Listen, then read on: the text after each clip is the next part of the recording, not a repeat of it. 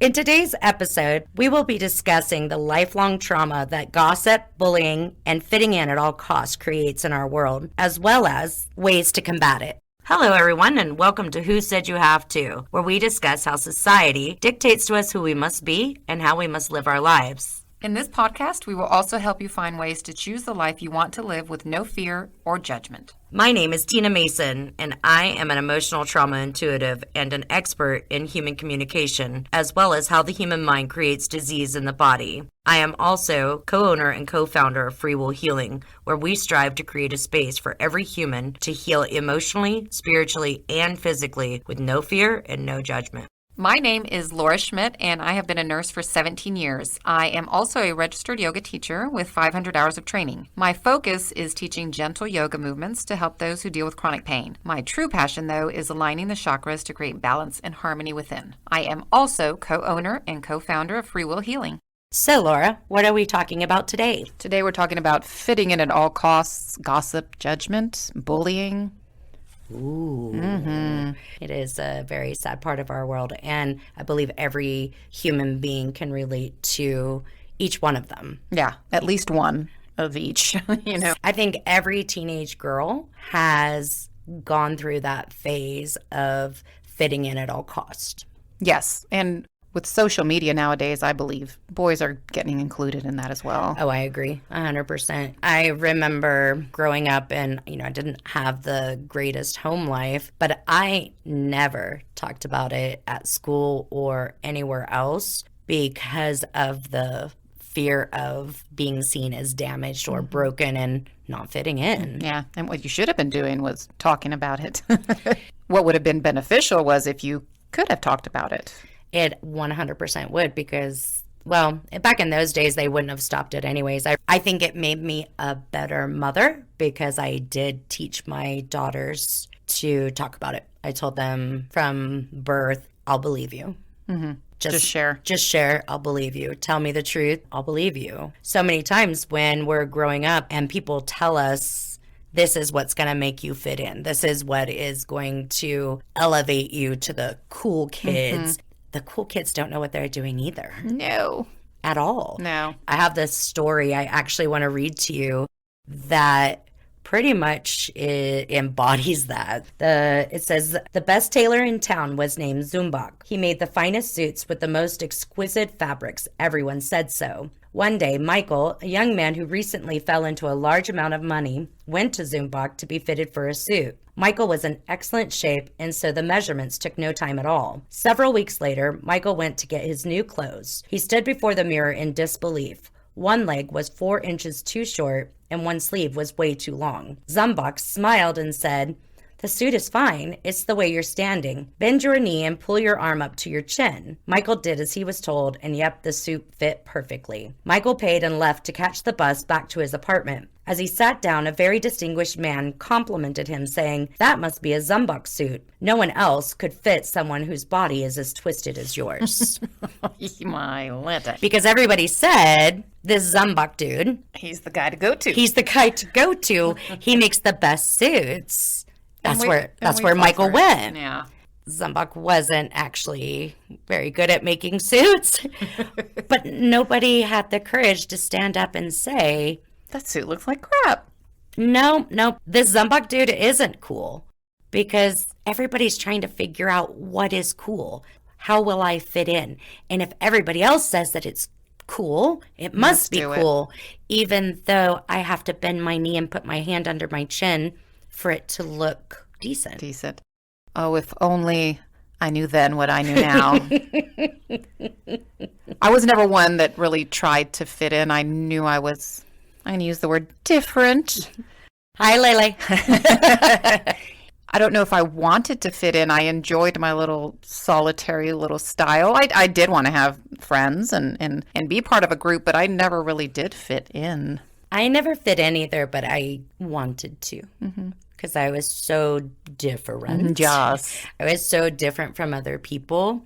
And I had been told from such a young age that being different would create a great deal of pain and suffering in my life, that it was survival to fit in.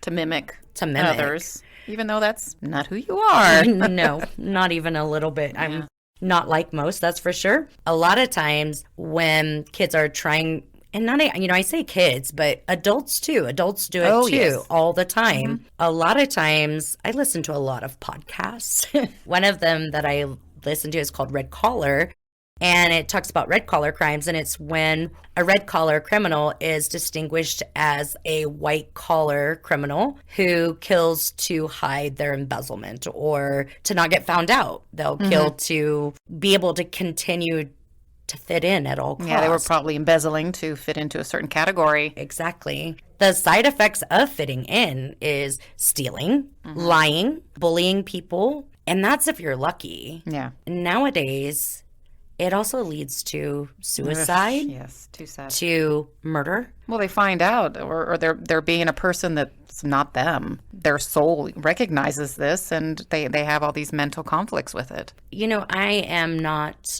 wealthy by any means. You're not going to go to Zumbach? I'm not gonna. Well, and what's that gonna be like? Instead of like one leg, it'll be like one boob is longer than the other.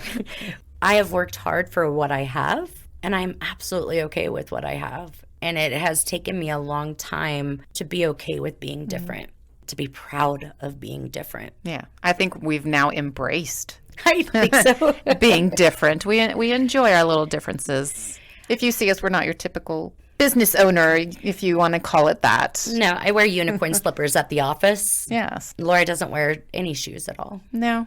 When Laura and I both moved to St. George, Utah, we really, really felt like we were going to even be even more outcastish.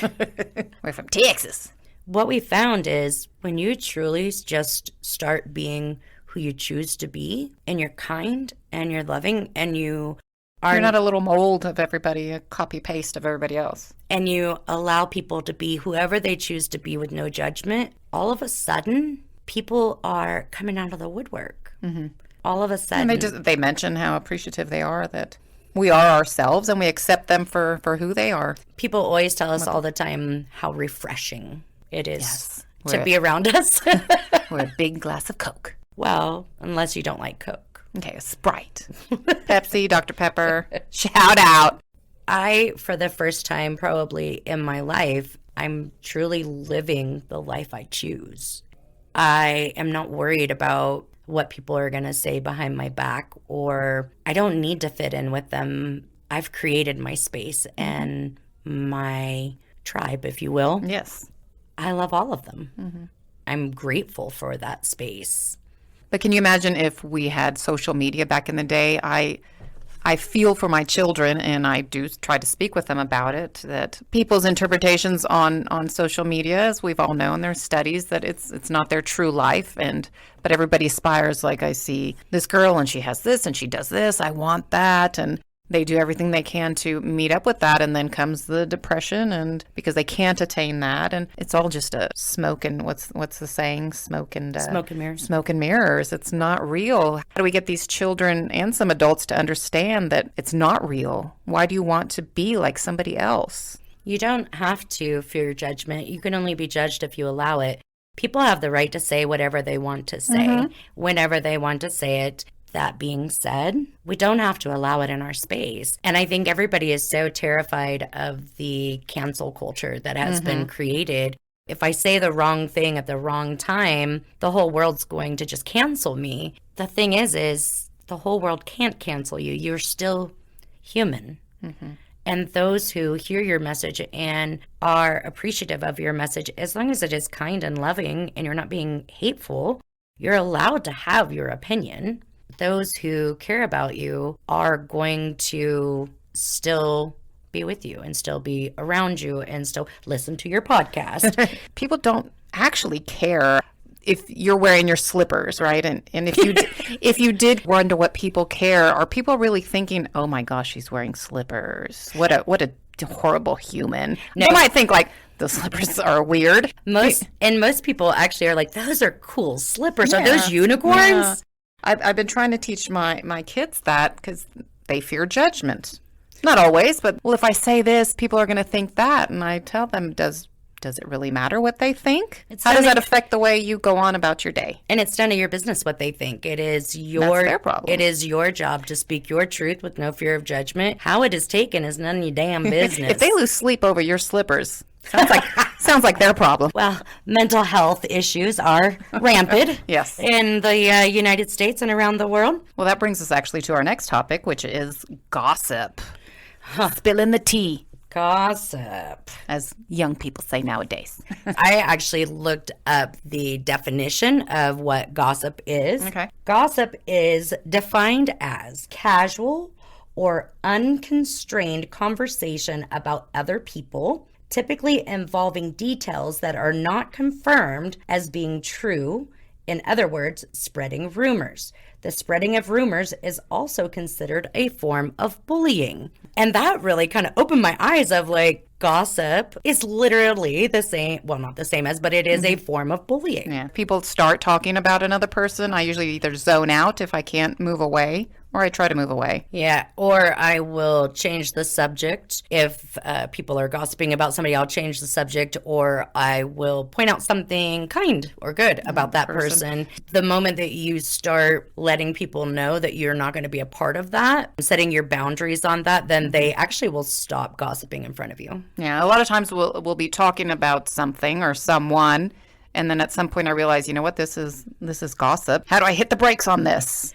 We grew up with it. We watched TV shows with it, back in the 80s. Soap operas. Talk about somebody else. Let's focus on them so I don't have to look at myself. That's exactly what I was just going to say. We gossip about others so we don't have to look within. One of the things that I have learned is when I catch myself in that space is actually stopping and saying, hey, you know what?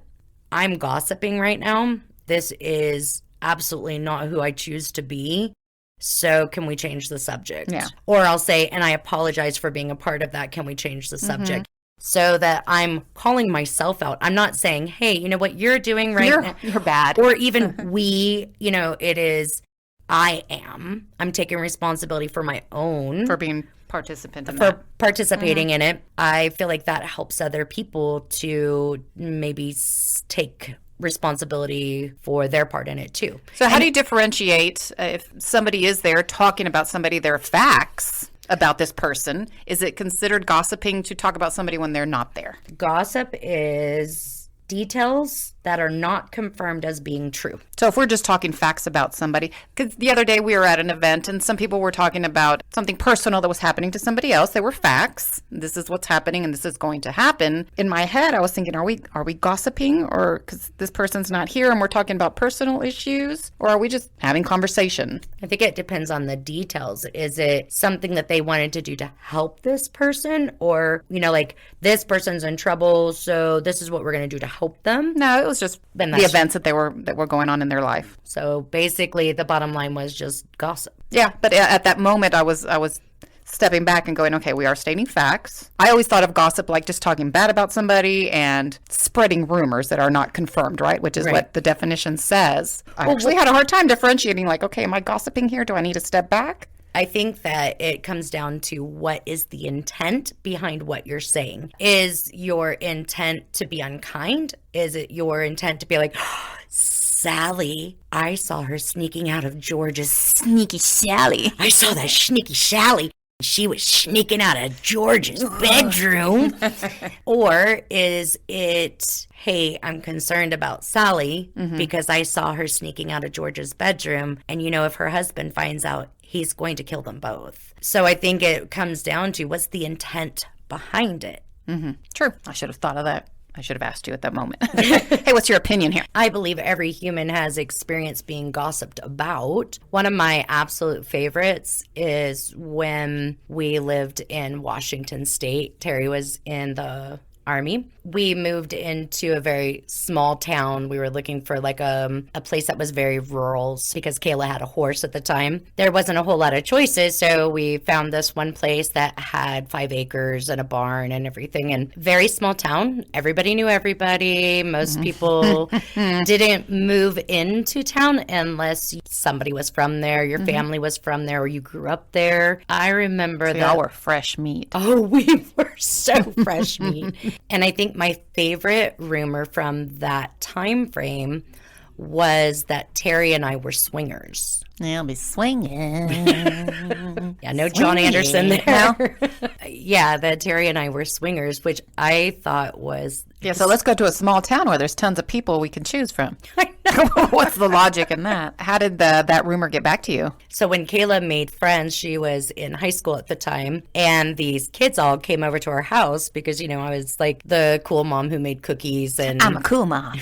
Well, I would listen to them. I would listen to their problems, and I was a trauma intuitive then too. I just didn't realize it. But they all told me that that's what their parents told them, to stay away from that house because those people were swingers. And I think there was even a rumor about us like sacrificing animals and Oh my. Anybody who knows anything about our family, we're huge animal lovers, and that would never happen. Some of these kids literally would, when they came over to our house for the first time, were terrified because of all of the rumors that their adult parents were spreading about us.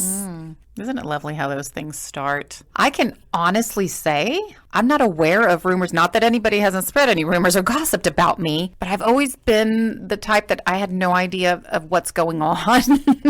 I'm always into myself. Things would happen at work. Oh, so-and-so got married. I'm like, I didn't even know they were dating. So if you ask me like, ooh, what's the best rumor or gossip that's been spread about you? I don't know. I'm sure I've heard something, but I can't think of anything off the top of my head. Have you heard?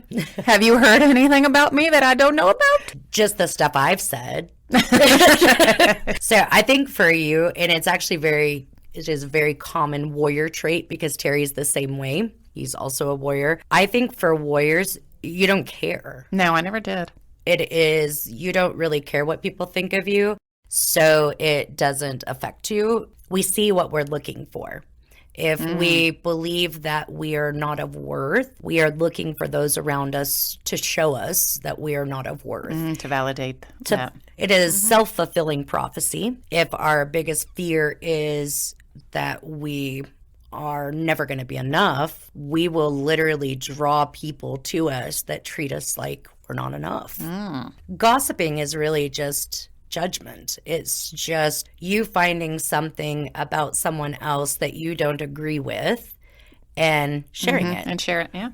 Yeah, they did this. I don't like that. Let me talk about it because I think it's wrong. And a lot of people will gossip about other people and judge other people because they don't want to look within. A story I tell my clients a lot about human nature, about how the human mind works, is unless you consciously change that, is you have this man and he's driving down the road, he's on his way to work, and he hits a dog, and it's not his fault. The dog jumped out in front of him. He hits the dog and he picks the dog up, he rushes it to a vet, pays $5,000 to get this dog surgery. There's no way to contact the owner. The dog dies, and this man feels horrible. So he drives home because he can't even, the thought of going to work, he just has so much self-judgment and so much like he feels so horrible. And he's pulling into his driveway. The neighborhood hot rod comes flying down the street. The teenage driver purposely drives onto the sidewalk and hits and kills a kitten. Human nature,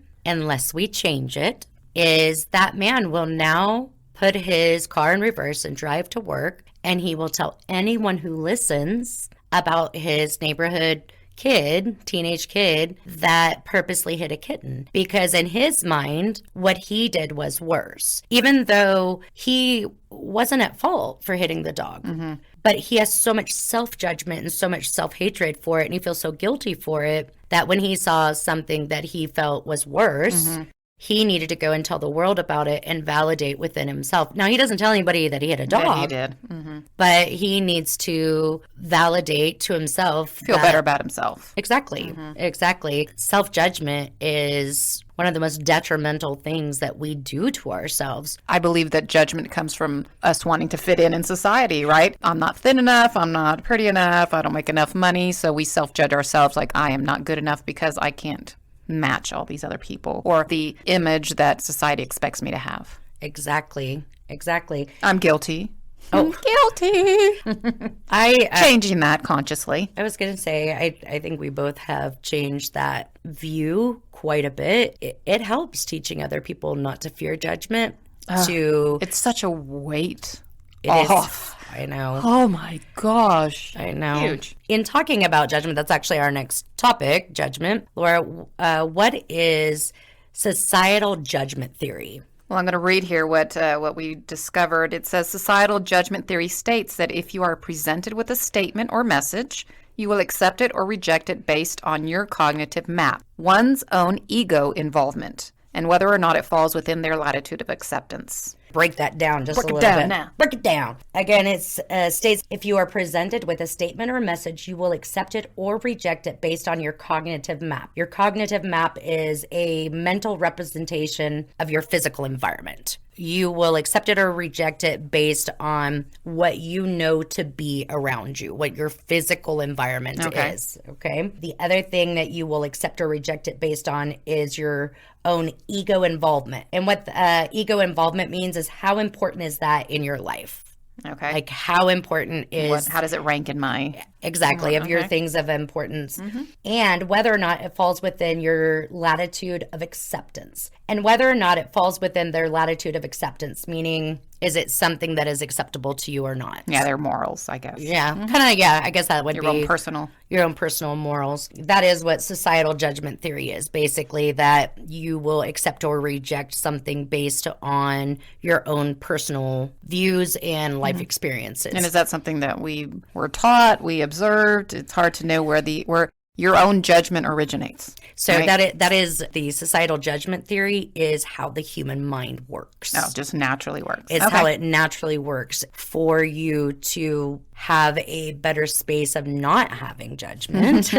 Because judgment is, if you put a label to it or an action to it, it is judgment, meaning I'm allowed to have my opinion. If I say, I believe pedophilia is wrong, that is my opinion, and I'm allowed to have my opinion. If I say all pedophiles are pieces of crap, that is putting a label on it, and that's judgment. You're making a statement, yeah. Yeah. If I say all pedophiles should get the death penalty, that's putting an action on it, and that makes it now judgment. Yeah. So I am allowed to have my opinion. Which I think nowadays people don't accept that, right? With our cancel culture. If you have an opinion, that's horrible. No, you should follow along what the rest of us think. But that falls right in line with the fact that darkness has been trying to take away our free will for how long? And people are so terrified of the cancel culture that they are terrified to speak their truth, even if it is not unkind, even if it is, there are a lot of people who are very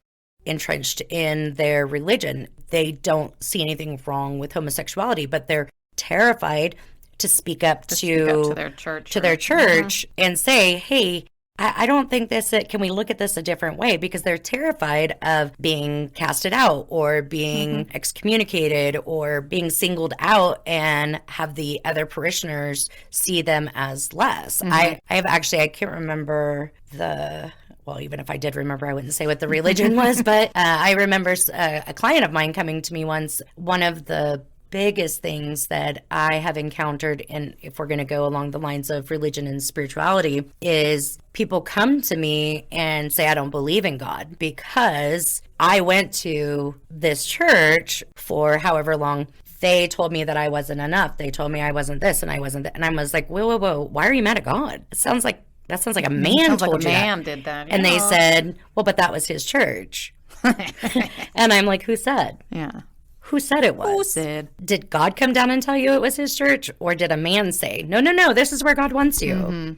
Because the God I know, the dude I talk to all the time, he would never be okay with that. As a matter of fact. And we will go into this more spiritually on our other podcast, The Oracle and the Warrior. Yes, we will. But think of what is taken from those people because they are so entrenched from birth in judgment of not being enough and not being their every move has to be criticized. And yeah, I think we need to differentiate what's an opinion Like you said, my opinion is this versus labeling it and put a statement on it. Right. You're allowed to have your opinion. Because I'm pretty sure that the authority to judge doesn't reside on this earth. Mm-hmm. So, I cannot agree with something that's modern day culture now, and it doesn't mean that I am wrong. It's just my opinion. Well, I don't have to like it or agree with it personally. You know what it comes down to? What? Who said you have to? Exactly. Exactly. But they're trying to shove it down our throats. Like, you have to accept this, you have to accept that. No, I agree. I agree 100%. Fitting in at all cost, gossip, judgment. And the big one. Well, they all lead to when children are raised in that kind of an environment, whether it be home, at school, or both, guess what it creates? Bullying. It creates bullying. It creates bullies. So, Laura, will you read the definition of bullying? Yes. Okay. It says bullying is a deliberate and unsolicited action that occurs with the intent of inflicting harm, to intimidate, or to coerce someone perceived as vulnerable. I think we've all experienced either being bullied ourselves or being the bully. I agree. I think everybody's lives have been touched by bullying. And I am grateful that it has become a hot topic, because bullying creates so much heartache and pain and so much trauma. I hear both sides of the coin. I hear protect the victim, and I also hear but help the bully, because of my own personal experiences growing up with bullies, and also with a situation that happened to my youngest daughter. I have pretty strong views on bullies, so I'm probably not the best one to... Well, to break it down, it's just, I'm going to make you look inferior so I look better. Right. Basically. Right. Because they're not getting either the attention they want at home, or they feel inferior at home, so let me turn around and make you look worse so I can get some positive attention. What creates that bully? Well, and a lot of times what creates it, I read in Psychology Today, it said that bullies are made. They're not born. Nobody is born a bully, and that it happens at an early age. And what it said that in there was that if the normal aggression of a 2-year-old is not handled with consistency, bullying remains a very durable behavioral style, largely because bullies get what they want, at least at first. Yeah, and if they're not taught differently, yeah, exactly. We will continue it. It also said in there that bullying can also, it's always both of these are learned behaviors, but it can also be, like you had said, a lack of attention from parents at home, and it can cause them to lash out for attention. Yeah. Or they witness. Yeah. Yeah. Because kids are going to get attention, whether it's negative or positive, one way or the other. Yes. And if they're not getting it at home, and a lot of times, maybe if you have divorced parents, or parents have drug or alcohol issues, they have to work, long hours, and the child feels like they're not getting that attention. Or like you said, they watch it, they see. They watch it, they endure it from another sibling, possibly. Or they watch their parents. And a lot of times, the truth of the matter is shit rolls downhill. So if you have a older sibling who was bullied by a parent, then that sibling is going to bully you. Turn around, yes. Because now you're they can feel more empowered and secure now, because they have someone else who's smaller than them, who's vulnerable, that they can take out that aggression, and it just comes from trauma. It is a true psychopath, a sociopath. It is very rare that they are born that way. That way. Well, sociopath is created, a psychopath is born, but it's very hard. I think it begins, like if you have a family of 3 or 4, and then the older child, the parent, not necessarily bullies them, but makes them feel less and not worth. So then that child turns around and says, okay, I'm going to pick on the one below me. Okay, you're not worth. Let me show my parents that I'm worth a little more by pointing out how bad the younger one is. And then the younger one turns around and goes on there, and so on. And then that younger one has nobody at home, so they go to school and do it. Right. And what do they use? They use gossip. They use judgment. Some use force. Well, bullying is gossip, coercion, judgment, just being unkind. It's verbal. The moment someone lays their hands on you, that's not bullying. That's a crime. That's called assault. Okay. It's called assault and battery. And that is one of the biggest issues, I think, that the schools do not address is that bullying is verbal. The moment a child lays a hand on another child, that's assault. And that's when the police need to be called. And I'm not talking about, you know, 3-year-old that shoved somebody on the playground. Yeah. I mean, obviously, let's use Don't touch my toy. Let's use our judgment here. But if somebody physically assaults another human being, it is our responsibility as humans to step in, especially when they're children, to do something. We go to that saying, sticks and stones may break my bones, but lies will never hurt. But as a child and as I got older until now, I didn't realize how much words actually hurt. Fear of judgment. Yeah. It comes down to fear of traumatizing judgment. and it leads to those, mental disorders or eating disorders or whatever as an adult because of the words. I agree. So that saying, I think, needs to be flushed. Yeah. Laura and I wanted for parents and for siblings and for kids, and even this is not just for children, this is for adults too. How do we protect ourselves and our families and our friends from bullying? So we were looking at, how do bullies pick their victims? It's basically up until the age 7, bullies will pick anybody. It just whoever. They're testing their boundaries to see what will work and who it will work on. And who it'll work they on. Start creating that. Yeah, they're making their plan of attack, and then after that, they start looking for people who are submissive, people who will become easily visibly upset. Yeah, because if you don't cry or get upset, they're going to move on. Right. They're looking for easy targets. Yeah. They want to see displays of pain or suffering. It's rewarding to them, and it serves as an important signal to them that they're dominant, that they're winning. Yeah. Are they wanting to witness the feelings they have? Like maybe, at home, if they do cry or they are hurt and they want to replicate that? Or how does it work? I think every situation is different. I mean, it really honestly depends on each situation of why are they a bully? What created it? Yeah, I guess not, because like my brother was physically a bully to me, my other older brother, but I didn't turn around. I wasn't physical. Actually, I mind my own business, but I was never a physical bully, so I can't say that I was replicating what I had at home. No. Yeah, I think it just depends on, number one, the severity, number two, the temperament of the person that is being bullied. How long does it go on, and who is the person bullying you? I think it has a bigger effect if it's your parents than your sibling, because your parents are the two people that are supposed to love you no matter what. Yeah. And if your parents can't love you, how will anybody else love you? Yeah. While the nation understands that bullying is a big issue, the world truly doesn't understand what the effect on the victims are. Oh, gosh. They truly, honestly do not understand. I have yet to come across a serial killer who wasn't bullied in one way or another, who wasn't in one way or another traumatized by a bully. As a child, yes. As a child, yeah. It creates that psychological path of needing to now take back that power. So I'm going to bully another person, or in their cases, kill, rape, kill, to take back that power. Yeah.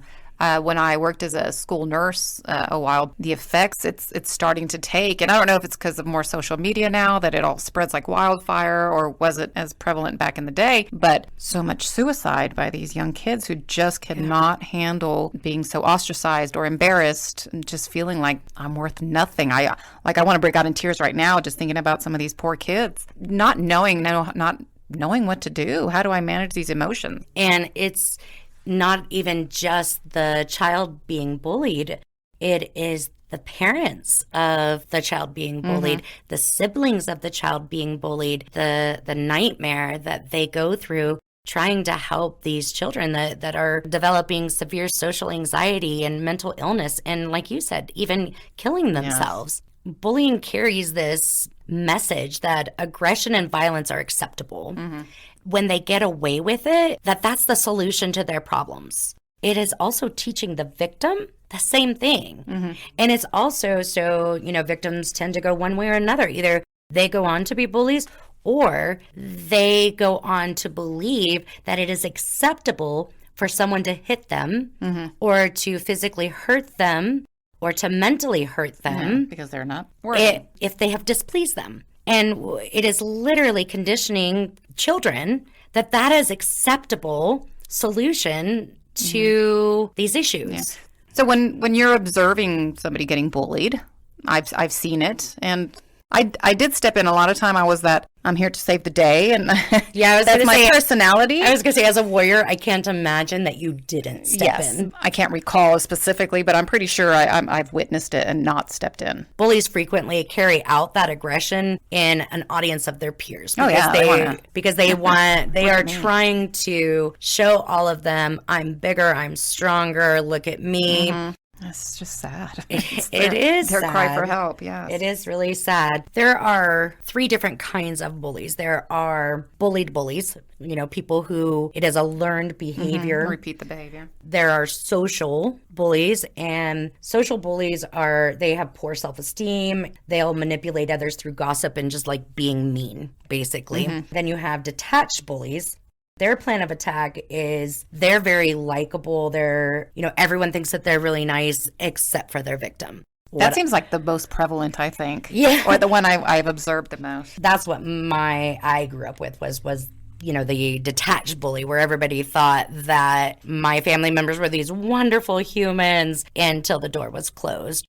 You have to kind of know that when you start talking about, why don't people stop it? Well, in like my situation with the social bully, nobody knew. Yeah. Nobody knew. And I was too terrified to speak up. So nobody knew. So they didn't step in. But if you do see bullying, a lot of times people won't say anything because it's drama and exciting. And look, something exciting is going on. On my phone. I might get some hits and likes. Exactly. Not thinking about the trauma that this poor kid who feels isolated and alone and scared, not thinking about what it is that they're going through. And even when they don't agree with the situation, sometimes they just don't like the person that's being bullied, and they're like, you know what, they deserve it, or... Right. Or they may have a fear of the bully retaliating against them. Yeah, I didn't have that one, but... No, I imagine you don't. I have elbows. I imagine you didn't. That's cute. So how does it work, though? I remember, and I've heard some parents say, I've taught my kids that if they're being bullied, that they can raise a hand to that bully. And unfortunately, most of the time that bully will back off once they've been physically attacked. We don't want to teach that to our children, of course. So how do we get them to stop? How do we get this child to vocalize? And as parents, how do we even know? Like, I don't know if my kids have been bullied. It's not something I talked about. They always seemed healthy from school. They enjoyed going to school. One of the signs they say is they don't want to go to school. But honestly, I don't know if my kids have ever been bullied. The thing is that we can help our kids to combat this. We can help children to combat the bullying and to find ways to undo that. And one of the best ways is to help your child to be socially skilled. Teaching children social skills and allowing them to develop confidence in their own abilities. Because a child who has their head up, who's not scared, who's not trying to fade into the background, the bullies aren't going to mess with them. That's not the ones that they're looking for. And as parents, we should be regularly inquiring and saying, hey, are you having any social challenges at school? Are you everything good? Are you... My fear with that one is always kids are like, well, I don't want my mom to get involved. You're going to embarrass me if you go to school and talk about the bullies, and I'm going to get more bullied. But the thing is that you're not, if you have that open dialogue with them of, hey, how's your day? Like my girls every day, they always laugh about it now, but their entire childhood, every day when they got home from school, the first words out of my mouth was, how was your day? That was our time to kind of like talk about it. Because the thing is that it is good for your first step to help your child how to, just role play with them and help them to be able to combat the bully on their own. Because yes, when it elevates to you having to go into the school, then that does add a whole nother layer of crap on top of it. But if you get them used to just having conversations with you and saying, oh, you know what? Sally said today that my dress was ugly, and talk to her about it and say, oh, well, how did you feel? Did you tell Sally that's not, that kind of hurts my feelings? Tell Sally to fuck. Just kidding. I believe that one of the biggest issues is social media, and I don't want to sound like the old lady attacking social media because I do love some of my things. For example, one of the biggest, I won't name names, is big on the cancel culture and the fact checking and all of that stuff. But at the same time, they're allowing these posts to go online about people filming the bullies, and they're posting that and people are making comments. How about we get rid of that? Yeah. And have the kids pay attention to what's going on instead of pulling out their phones and trying to post this on social media. Let's try and eliminate that. Yeah. If I saw my kid posting something like that, it would be taken away. I agree. And, instead of being concerned about whether or not people are speaking the correct words to fall in alignment with everyone's views, maybe if we focused on, like Laura said, making sure that any kind of video that's uploaded of violence against another human or cruelty against another human is taken down so that there is no notoriety or forwarded to the police department. Yeah. I mean, if taken down, are we canceling? Is that restriction of freedom? It could get sticky there. So but I think that not encouraging it. Well, I think any kind of violence that is put up on any social media of, an attack against another human being, unless the human being attacked is the one putting it up there and saying, look what happened to me. What happened to me. Yeah. I don't feel that anybody has a right to do that. No. I think that that's number one. Why hasn't it been forwarded to the police department? That is a crime. Yes. A crime has occurred. And a lot of times a crime has occurred against a child. Does that turn into, like, as nurses, we have the obligation, if we see somebody injured, it's the Good Samaritan, you're supposed to pull over. So witnessing somebody being bullied or harmed, should we be in trouble for not stepping in?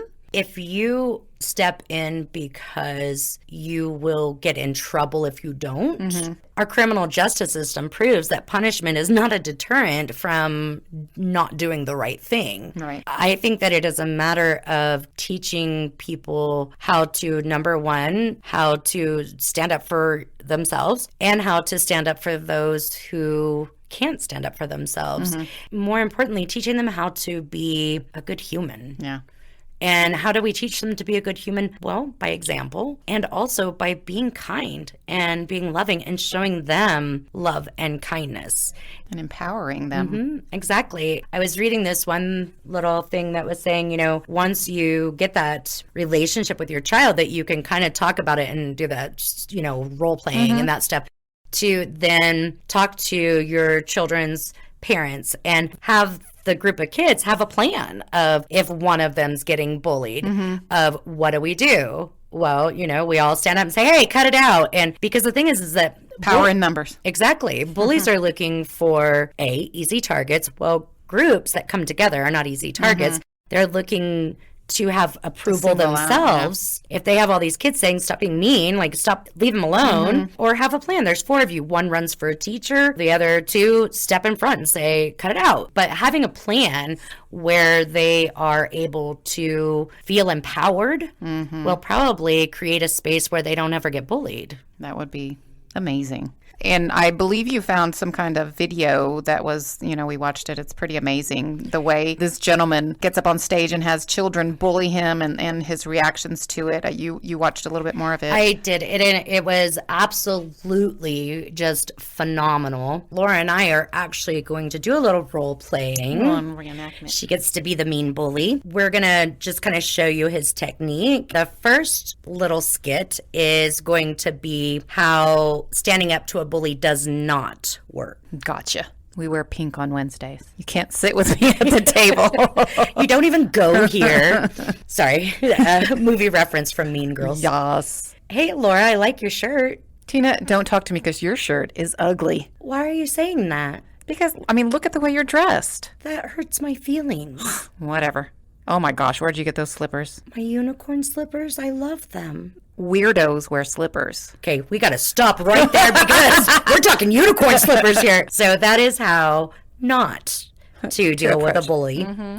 Now we will kind of go in the same scenario, but we're going to show you how we are going to put a link in the show notes for this. But we're going to show you a better way to teach your kids or siblings how to deal with a bully. Okay. So here we go. Hi, Laura. I love your shirt. Oh, gosh, Tina, your shirt is horrible. Don't even talk to me.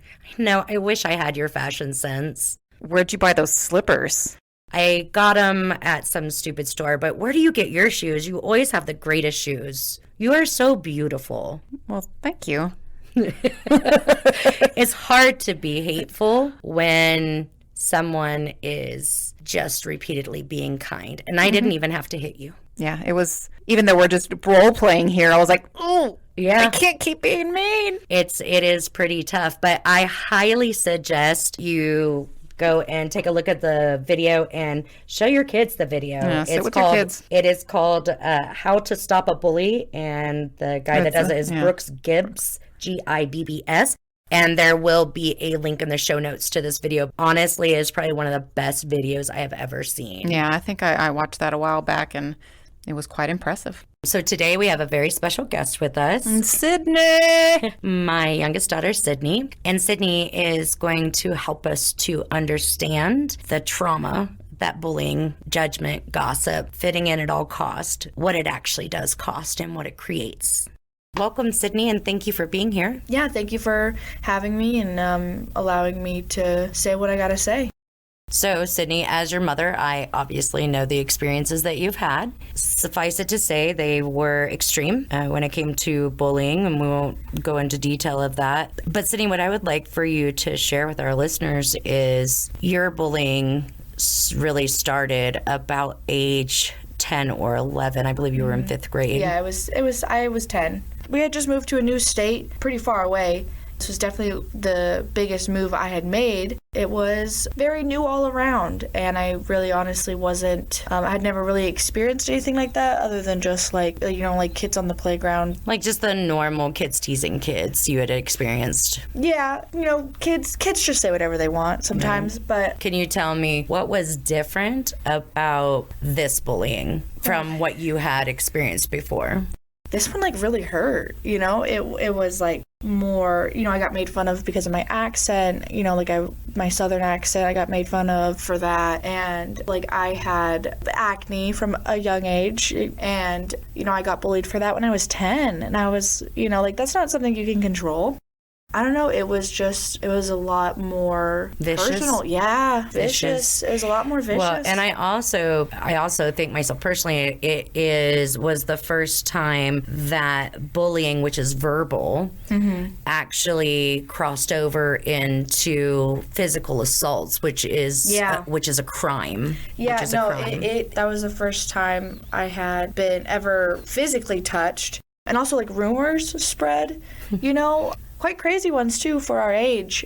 If you think about it, it ended, it started about when I was 10, almost 11, and then it ended literally about 3 days before I turned 12.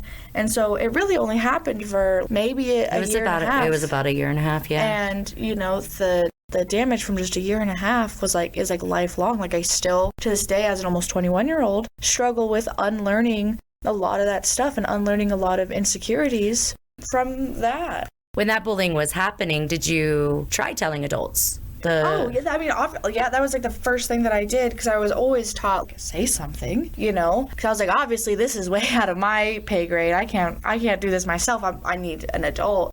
I had been used to adults at least taking me seriously and trying to rectify the situation. But in this situation, I went to adults like I thought I should.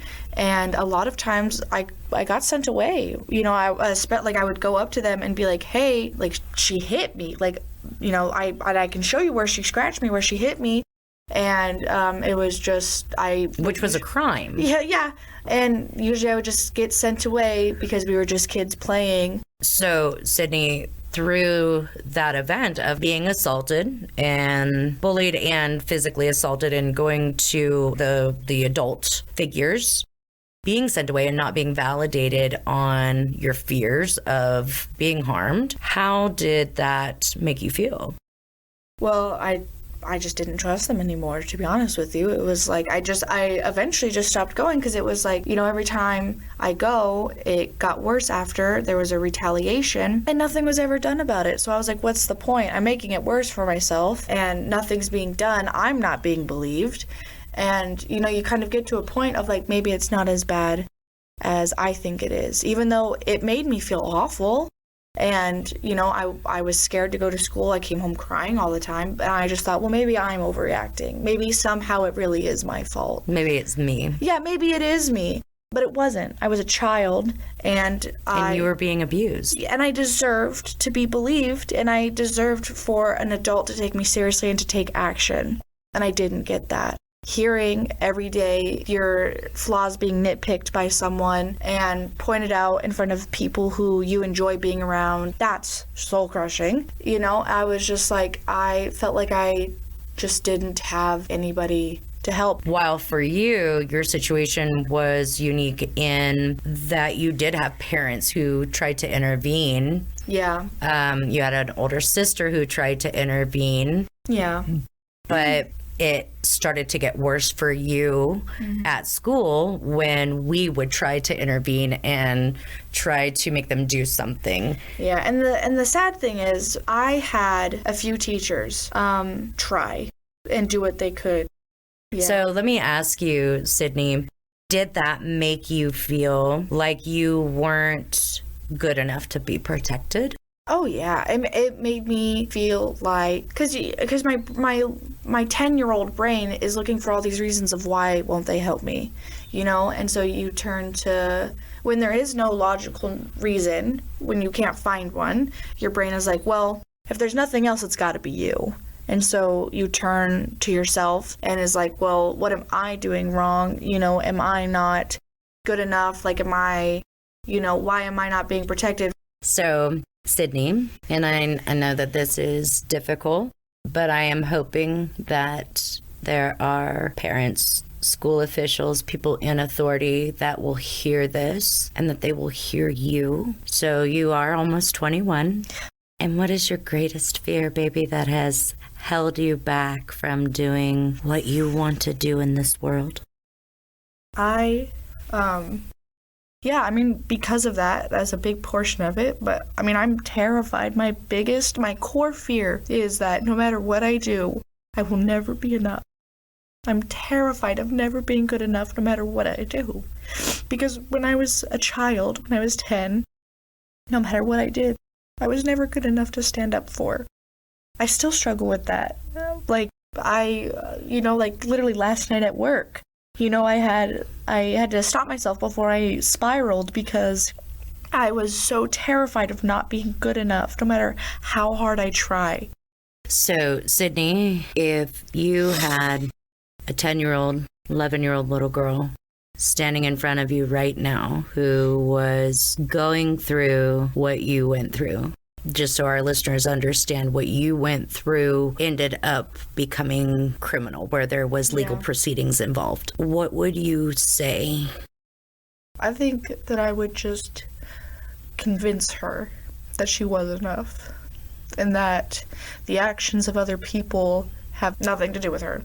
It's all the actions of other people don't determine her worth or her value, and that, you know, like, that she's enough. That's what it's just that she's enough and that she will always be enough, and that who she is at her core and who she is just herself is always enough. That she deserves to be happy and that she's loved exactly as she is, no matter what that may be. All I can say to parents from the point of view of a child is to constantly reinforce to your children that they are enough as they are and that they are loved as they are. Sydney, I want to thank you for your strength and your courage to come on here today and talk about this. I know that this is a very emotional thing for you. It's something that you have been dealing with now for almost 9 years. It is something that you continuously are working on undoing the damage that the trauma has done. And I want you to know that I couldn't be more proud to be your mother. And I think that you are an amazing human. And I think that you are more than enough. And I am so proud of all you have overcome. Thank you. Thank you, Sydney, for being with us today and sharing your emotions. I know how hard it is. I've personally witnessed how much you've struggled getting through this, but I am so proud of how hard you're working and overcoming all of these fears. Thanks for having me. You know, I hope that I was able to reach someone, make a little bit of a difference. What I hope you take away from today's episode is how vital it is for us to just be ourselves, to find a space of peace, love, and joy and acceptance for self. That fitting in at all cost is going to cost you more than you could possibly begin to imagine. Gossiping is bullying. People talk about how horrible bullying is, but yet gossiping is a form of bullying. How much judgment hurts other people. People who probably have never even done anything to you. People who just see the world differently than you do. I think the main thing, because it has been so prevalent in my life as a child and as a mom, seeing my own child go through it, is bullying. Stand up, say something, do something. If you're an adult, you can stop it. We can teach our kids how to eradicate it. And we can also take steps to not create more bullies. I agree 100% with what you said. Just being yourself, finding your own self-worth, it all begins within. I know it's that cliche of love yourself, stand up for yourself, and not partake in things that you wouldn't want done to you. That good old saying, do unto others. I try to live my life by that. Not perfect, but I bring awareness to it. So be kind to one another. I agree. And just remember that you may be only one person in this world, but to one person, you may be the world. You never know who's watching you. You never know who is emulating you. So just be you. Be kind. We love you just as you are. Peace. Tina and I know the things discussed today are not what society has taught us to believe, but I choose to believe in my own ability to see what is truth and what is not truth. I challenge you to join us in believing your own ability to find your truth, not what society has dictated you must believe to be accepted or loved. The truth is you are loved exactly as you are, right here, right now. No human is more vital than another. You matter. And you have the free will to walk your own path with no fear and no judgment. So, Laura, do you want to tell these wonderful people how they can help us keep the lights on and keep this show coming? Of course. Please visit our show notes, and there's a link to our Patreon account there. If you have suggestions for topics that you would like us to cover, or you have a question, please feel free to contact us via email at whosaidyouvetoat@gmail.com. If you would like to know more about free will healing, Tina or me, visit our website at www.freewillhealing.com. If you enjoy this podcast, please subscribe and leave us a review. Reviews are how we grow our listenership and allow everyone the courage to think for themselves with no fear or judgment. Please check the show notes for all of our Who Said You Have To social media links on Facebook, Twitter, Instagram, and YouTube, where you can follow or subscribe to get updates for any upcoming events or personal appearances near you. Laura and I encourage you to have faith in yourself. And remember, Who said you have to?